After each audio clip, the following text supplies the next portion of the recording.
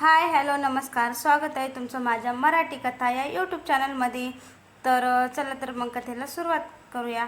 त्या अगोदर चॅनलवर आपल्या कोणी नवीन असेल तर चॅनलला सबस्क्राईब करा, जेणेकरून माझी प्रत्येक येणारी कविता तुमच्यापर्यंत पोहोचू शकेल.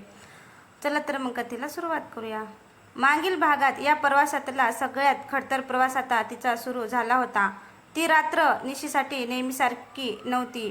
आतमध्ये पेटलेले आत्मसन्मानाची आग आणि बाहेर पडण्याची दुर्दम्य इच्छा या दोन भावनांच्या हिंदोळ्यावर तिचं मन हेलकावे घेत होतं.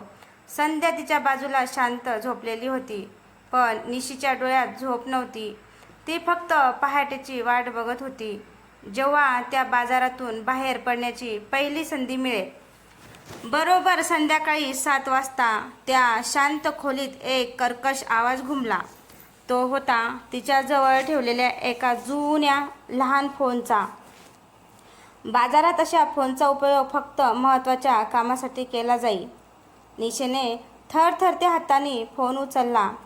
स्क्रीनवर एक नंबर चमकत होता, जो तिने कधीच अपेक्षा केली नव्हती की या परिस्थितीत परत दिसेल. तो नंबर तिच्या वडिलांचा होता. निशीच्या हृदयाची धडधड वाढली. तिने श्वास रोखून हॅलो म्हणाली. पलीकडून तिचा बाबा बोलत होता. त्याचा आवाज थकलेला पण काहीसा उत्साहित होता. निशी, कशी आहेस बाळा? तू फोन का नाही करत? बाबाचा आवाज ऐकून निशीच्या डोळ्यात पाणी तरळले.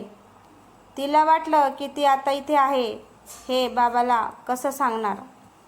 तिने स्वतःला सावरलं आणि खोट हसून म्हणाली, मी ठीक आहे बाबा, कामात होते थोडी. बाबा म्हणाले, मी तुला एका महत्त्वाच्या गोष्टीसाठी फोन केला आहे. एक चांगला मुलगा तुला बघायला येणार आहे. निशीच्या पायाखालची जमीन सरकली. बघायला येणार आहे? कोणाला?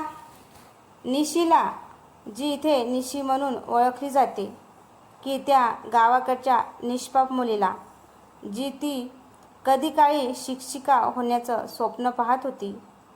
बाबा पुढे बोलत होते, मुलगा खूप चांगला आहे, शहरात नोकरी करतो, घरातल्यांना तू खूप आवडली आहेस, परवा भेटायला येणार आहे. निशीच्या मनात एक भयानक संघर्ष सुरू झाला. तिच्या आयुष्यातला बाजार आता तिच्या खऱ्या आयुष्याच्या दारापर्यंत पोहोचला होता. तिला वाटलं, मी त्याला काय सांगू? की मी इथे देह विकते, की माझे भविष्य आणि स्वप्न इथे विकले गेले आहेत. माझ्या अंगावरचे हे दागिने आणि कपडे मी माझ्या मर्जीने नाही तर दुसऱ्याच्या मर्जीने घालते. बाबा, निशीचा आवाज कापत होता. मी येऊ शकत नाही. का? काय झालं बाळा? काही अडचण आहे का? बाबा काळजीने विचारत होते. निशीने त्वरित एक खोटं कारण तयार केलं. हो बाबा, मला इथे कामातून सुट्टी नाही मिळत आहे, पण तुम्ही काळजी करू नका, मी त्यांना भेटू शकत नाही. पण बाबा ऐकण्याच्या मनस्थितीत नव्हते. बघ बाळा, ही संधी परत नाही मिळणार. मुलगा फक्त 2 दिवस सुट्टी घेऊन येत आहे. तू कसंही करून ये, तुझ्यासाठी हे खूप चांगलं आहे. निशीला हे चांगलं माहीत होतं की बाबा जे काही बोलत आहेत ते तिच्या भल्यासाठीच आहे. पण आता तिचं सत्य आणि तिचं सध्याचं आयुष्य या 2 गोष्टींमध्ये तिला निवड करायची होती. बाजारातून बाहेर पडण्याची तिची पहिली योजना आता एका नैतिक संकटात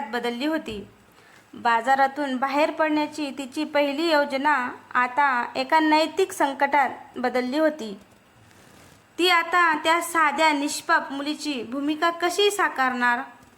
बाबा, मी प्रयत्न करते, एवढंच ती बोलू शकली आणि फोन ठेवला. फोन ठेवल्यावर निशी खूप वेळ शांत बसून राहिली. तिच्या पाण्याने भरलेल्या डोळ्यासमोर दोन चित्र होती. एक चित्र होतं लग्न मंडपातल्या नवरीचं, जिचं भविष्य उज्ज्वल आहे, आणि दुसरं स्वप्न होतं या बाजारातल्या निशीचं, जिचा देह विकला जातो. निशीला माहीत होतं की हा प्रवास खूप खडतर असणार आहे, पण आता मागे हटणं शक्य नव्हतं. तिला तिच्या जुन्या आयुष्याला एक शेवटची संधी द्यायची होती, भलेही ती कितीही धोकादायक असो. तिला तिच्या जुन्या आयुष्याला एक शेवटची संधी द्यायची होती, भलेही ती कितीही धोकादायक असो. निशीच्या हातातून फोन निसटला आणि तो बेडवर पडला. बाबाच्या आवाजाने तिच्या मनात जी वादळ उठली होती ती आता तिच्या डोळ्यावाटे बाहेर पडू लागली. ती बेडवर बसून जोरजोरात रडू लागली. ती रडणं फक्त दुःखाचं नव्हतं, ते हतबलीचं होतं, फसगत झालेल्या स्वप्नांचं होतं आणि तिच्या वर्तमानातील भयावह सत्याचं होतं. मी काय करू संध्या, मी आता काय करू? तिच्या तोंडातून फक्त एवढेच शब्द फुटत होते. इकडे खाली तिच्या कामाच्या ठिकाणी संध्या तिची वाट पाहत उभी होती. तिची वेळ झाली होती, पण निशी खाली आली नव्हती. 5 मिनिटं झाली, 10 झाली, तरी निशीचा पत्ता नव्हता. संध्याच्या मनात शंकेची पालचूक चुकली. तिला निशीच्या स्वभावाची पूर्ण माहिती होती. कालच्या भांडणानंतर निशी खूप वेगळी वागत होती.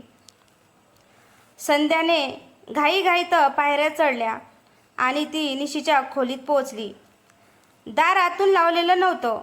तिने हलकेच दार उघडलं आणि आत पाहिलं. निशी बेडवर गुडघ्यामध्ये तोंड खुपसून जोरजोरात रडत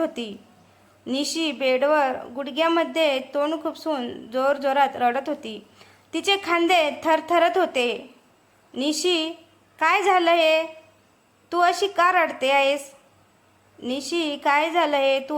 रडते आहेस? संध्याने धावत तिच्याजवळ जात तिला आपल्या मिठीत घेतलं. निशीने तिला घट्ट पकडलं आणि तिचे रडणे अधिक वाढले. काही वेळाने निशी शांत झाली. संध्याने तिला पाणी दिलं आणि सावरलं. निशीने घडलेला सगळा प्रसंग संध्याला सांगितला. तिच्या गावावरून बाबाचा फोन आला. त्यांनी लग्नासाठी मुलगा बघायला येणार असल्याचे सांगितले आणि तिला ताबडतोब घरी येण्यास सांगितले. निशी म्हणाली, संध्या, मी काय करू? मी काय सांगू त्याला? मी हो कशी म्हणून? मी त्या मुलाला भेटायला गेले तर माझ्या बाबाची आणि कुटुंबाची फसवणूक होईल. पण जर मी त्याला नाही म्हटले तर बाबाला वाटेल की मी अजूनही शहरात चांगलं काम करत आहे. निशीच्या डोळ्यात पुन्हा पाणी तरळले. मी आता निष्पाप नाही राहिले. संध्या, माझा देह इथे बाजारात विकला गेला आहे. मी त्या मुलांच्या आयुष्यात जाऊन त्याला धोका देऊ शकत नाही. आणि सगळ्यात मोठी भीती ही आहे की जर त्या मुलाला किंवा कुणालाही हे सत्य समजले तर माझ्या कुटुंबाची काय अवस्था होईल? त्याला किंवा त्या मुलालाही हे सत्य समजले तर माझ्या कुटुंबाची काय अवस्था होईल? त्यांना गावात तोंड दाखवायला जागा राहणार नाही. निशीचे बोल ऐकून संध्या स्तब्ध झाली. हा फक्त लग्नाचा विषय नव्हता, तर निशीच्या भूतकाळाचा आणि वर्तमानाचा युद्ध होतं. निशी पुढे बोलली, मला वाटते की मी बाबाला सत्य सांगावं की मी आता ती निष्पाप मुलगी राहिली नाही. मी इथे काय करते हे सांगावं. पण मला माहिती आहे बाबा हे सहन करू शकणार नाहीत. माझ्यामुळे त्यांचा जीव जाईल. तिच्या मनात 2 टोकाचे विचार होते. सत्य सांगणे, यामुळे तिच्या कुटुंबाची आणि बाबाची मानसिक हत्या होईल, पण निशीच्या मनावरचं ओझं हलकं होईल. खोटं बोलून भेटायला जाणे, यामुळे काही दिवसासाठी सगळं ठीक वाटेल, पण भविष्यात जेव्हा सत्य उघड होईल तेव्हा जास्त मोठं संकट येईल. भविष्यात जेव्हा सत्य उघड होईल तेव्हा जास्त मोठं संकट येईल. संध्या निशीने तिच्याकडे बघितले. माझी खरी इच्छा काय आहे माहिती आहे? मला लढायचं आहे. मला या बाजारातून बाहेर पडून एक साधं सन्मानाचं आयुष्य जगायचं आहे. पण मी त्या मुलाला भेटून त्याला धोका देऊ शकत नाही. माझी ही अडचण आहे. संध्याने निशीचा हात हातात घेतला. निशी, तू खरी आहेस. तू कुणालाही धोका देऊ शकत नाहीस. पण मला वाटतंय सत्य सांगण्याऐवजी तू तिकडे जा आणि काहीतरी असं कर की ते तुला नकार देतील. तू स्वतःहून त्यांना नकार देऊ नकोस. तू तिथे जा, पण त्यांना हे जाणवून दे की तू त्यांच्यासाठी योग्य मुलगी नाहीस. अशाने तुझ्या बाबाचं मनही तुटणार नाही आणि तुझ्यावर कोणतंही नैतिक संकटही येणार नाही. संध्याच्या या बोलण्याने निशीच्या डोळ्यात एक नवीन चमक आली. तिच्या खडतर प्रवासाला आता एक नवीन दिशा मिळाली होती. सत्य लपवून नकार मिळवण्यासाठी दिशा. एक नवीन दिशा मिळाली होती. सत्य लपवून नकार मिळवण्यासाठी दिशा. संध्याच्या बोलण्याने निशीला एक नवा मार्ग दिसला होता. घरी जायचं, पण असं वागायचं की समोरच्या मुलाने स्वखुशीने तिला नकार द्यावा. पण हा निर्णय घेणं जेवढं सोपं होतं त्याहूनही 1000 पटीनं कठीण होतं. त्या बाजारातून बाहेर पडणं. गेली 3 वर्ष मालकीन रेश्मा हिच्या मुठीत निशीचं आयुष्य कैद होतं. रेश्मा तिला सहजासहजी सोडणार नव्हती, कारण निशी तिच्यासाठी चांगली कमाई करून देत होती. दुसऱ्या दिवशी सकाळ झाली. निशीने मनाशी ठरवलं की आता मागे हटायचं नाही. संध्याकाळच्या शिफ्टपूर्वी निशीने धाडस गोळा केलं. तिने आपला चेहरा व्यवस्थित पुसला. मेकअपचा कोणताही लेप न लावता ती जशी आहे तशी फक्त मनातल्या निर्धाराच्या बळावर रेश्माच्या कॅबिनकडे निघाली. रेश्मा तिच्या खुर्चीत बसून काही हिशोब तपासत होती. तिचा चेहरा नेहमीप्रमाणेच कठोर आणि तिच्या डोळ्यात थंडगार क्रूरता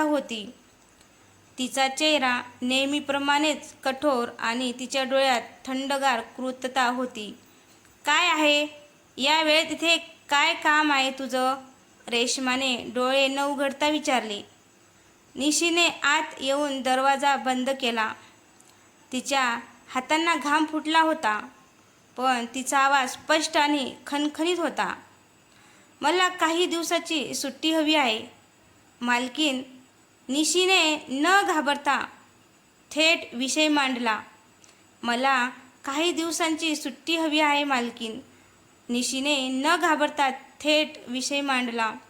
रेश्माने हिशोबाचे रजिस्टर खाली ठेवलं आणि तिरस्काराने निशीकडे पाहिले. सुट्टी? इथे कोणती सुट्टी लागते? बाहेर लाईन लागलेली असते आणि तुला सुट्टी हवी आहे? तुला वेळ लागला आहे का? नाही मालकीन, निशी म्हणाली. मी 3 वर्षात एकही दिवस सुट्टी घेतली नाही. आज माझ्या आयुष्यात एक महत्त्वाची गोष्ट घडते आहे. माझ्या घरी लग्नासाठी मुलगा बघायला येतोय. माझ्या घरी लग्नासाठी मुलगा बघायला येतो. रेश्माने एक मोठा भयानक हशा पिकवला. त्या हसण्यात निशीसाठी खूप उपहास होता. लग्न? लग्न? तू आरशात पाहिलं आहेस का? तू कोण आहेस? हा बाजार तुझी ओळख आहे. आता तू फक्त निशी आहेस. विकली गेलेली वस्तू. तुझ्या घरी जाऊन तू काय सांगणार आहेस त्यांना? की तू इथून पळून आली आहेस? रेश्माच्या शब्दांनी निशीला वेदना झाली, पण ती डगमगली नाही. ती शांतपणे उभी राहिली. मी काही सांगणार नाही मालकीन, पण मला जायचं आहे. फक्त 3 दिवसासाठी. मी वचन देते की मी परत येईल. मी तुमचं नुकसान होऊ देणार नाही. मी वचन देते की मी परत येईन, मी तुमचं नुकसान होऊ देणार नाही. रेश्माने विचार केला. निशी चांगली कमाई करून देत होती. तिला गमावणं म्हणजे नुकसान होतं, पण ती 3 दिवसात परत येईल यावर तिचा विश्वास नव्हता. ठीक आहे रेश्मा म्हणाली. ठीक आहे रेश्मा म्हणाली. तुला जायचं आहे ना, जा, पण याची किंमत मोजावी लागेल. तुझ्या 3 दिवसाच्या अनुपस्थित जे नुकसान होईल ते तुला भरून काढावं लागेल. आणि त्याहूनही महत्त्वाचं म्हणजे तू परत येशील याची हमी. रेश्माने तिचे डोळे निशीच्या डोळ्यात रोखले. तुला माहिती आहे मी लोकांना कसं शोधून काढते. जर तू परत आली नाहीस तर मी तुझ्या गावी जाऊन तुझ्या बाबाला आणि त्या मुलाला सत्य सांगेन. आणि मग बघ तुझी काय अवस्था होते. तुझ्या गावी जाऊन तुझ्या बाबाला आणि त्या मुलाला सत्य सांगेन आणि मग बघ तुझी काय अवस्था होते. निशीला हे माहीत होतं की हा एक मोठा धोका होता, पण तिच्याकडे दुसरा पर्याय नव्हता. मी तयार आहे मालकीन, मी नुकसान भरून काढेल आणि मी परत येईन, पण फक्त 3 दिवसासाठी. रेश्माने हसून एक अट घातली. नुकसान भरपाई म्हणून तुला 10,000 रुपये आत्ताच माझ्याकडे जमा करावे लागतील आणि परत आल्यावर तुझे 15 दिवस मोफत काम करावे लागेल. मान्य आहे का? ही असली कसली अट आहे? हा विचार निशीच्या मनात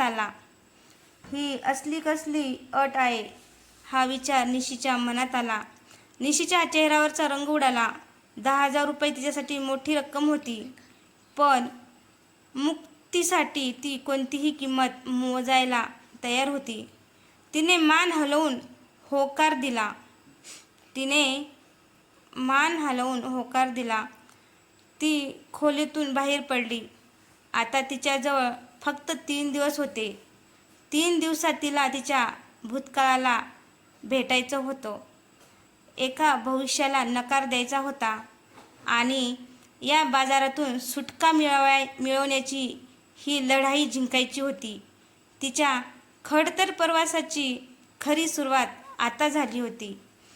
तर मित्रांनो, तुम्हाला ही कथा कशी आवडली? कथा आवडल्यास लाईक, कमेंट, शेअर करायला विसरू नका. तसंच चॅनलवर कोणी नवीन असेल तर चॅनलला सबस्क्राईब करा. भेटूया पुढच्या भागात. धन्यवाद.